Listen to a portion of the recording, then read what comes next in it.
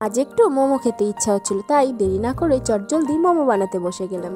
প্রথমে 200 gram chicken কিমা নিয়েছি, তার মধ্যে দিয়ে দিলাম পরিমাণ মতো পেঁয়াজ কুচি, লঙ্কা কুচি, রসুন কুচি, বাঁধাকপি কুচি, আদা বাটা, গোলমরিচ গুঁড়ো, ডার্ক সয়া সস, পরিমাণ মতো লবণ। এবার হাত দিয়ে ভালো করে সব কিছু মেখে নিলাম।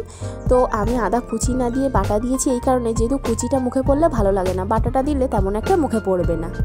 এবার পরিমাণ মতো ময়দা নিয়ে তার মধ্যে সামান্য লবণ আর সাদা তেল দিয়ে ময়দাটা মেখে একটা ডো বানিয়ে নিয়েছি। তা থেকে লেচি কেটে লুচির মতো বেলে তার মাঝখানে চিকেনের পুরটাকে দিয়ে মোমোর মতো সেভ করে নিয়েছি। এইভাবে সমস্ত মোমোগুলো তৈরি করে নেওয়া হয়ে গেছে। এবার একটা ফুটো থালার মধ্যে অয়েল ব্রাশ করে মোমোগুলো সাজিয়ে 15 থেকে 20 মিনিট ভাপিয়ে নিলেই রেডি হয়ে যাবে আমাদের গরম গরম স্টিম মোমো। খেতে কিন্তু দারুণ হয়েছিল। ভিডিওটা ভালো লাগলে অবশ্যই একটি লাইক করবে, আমার চ্যানেলটিকে সাবস্ক্রাইব করতে ভুলবে না। আর এই মোমোর সঙ্গে যে সসটা তোমরা দেখছো, এই রেসিপিটা আমার চ্যানেলেই তোমরা পেয়ে যাবে। আরও নতুন নতুন ভিডিও দেখতে প্লিজ আমার চ্যানেলটিকে সবাই সাবস্ক্রাইব করো।